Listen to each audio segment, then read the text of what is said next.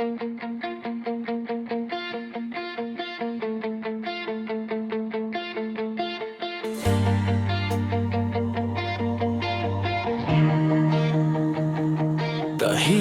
na tanong sa hangin,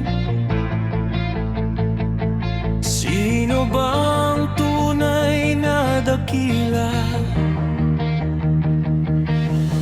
Madaling humawak ng mikropono't magsalita, masarap mangako sa harap ng madla.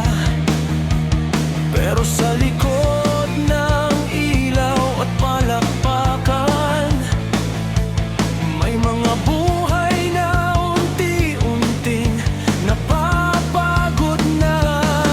Sa malayong lupain may isang ama, nagtitiis mag-isa para sa pamilya. Bawat luhay tinatago sa kanyang pagngiti, para may maipadala sa mga naiwan niya. Habang ang iba'y nagbibilang ng yaman, may mga pusong sugatan sa paglalaban. Sino ba ang dakila? Ang nakaupo ba sa mataas na upuan? O ang orfeo na malayo sa tahanan, nag-aalay ng buhay para sa kinabukasan? Sino ba ang dakila? Ang malakas ba ang tinig sa lansangan, o mamamayang tahimik na lumalaban? Umaasang may husisyang darating balang araw. Bayan kong minamahal, bakit ganito? Maraming nagdurusa, ngunit ilan ang yumuyuko. Ang batas ba'y pantay sa mayaman at mahirap, o may timbangan na pabor sa makapangyarihan?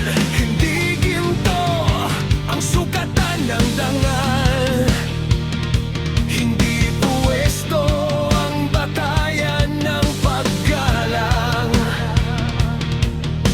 Ang tunay na dakila'y marunong magsakripisyo at lumalaban para sa kapwa at katotohanan.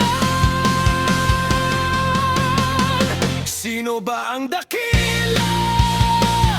Ang bayaning hindi nakikita, mga ufo na malayo sa pamilya, at mga mamamayang hindi sumusuko sa pag-asa. Sino ba ang dakila? Naglilingkod ng walang kapalit, ang puso'y para sa bayan na kalaan, at ang katotohanay hindi ipinagpapalit.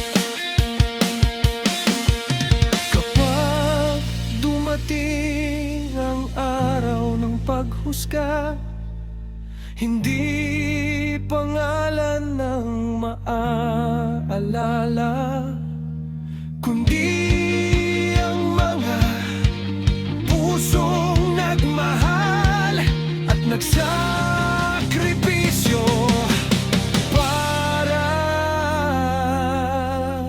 sa bayan. Sino ba ang dakila? Ang nakaw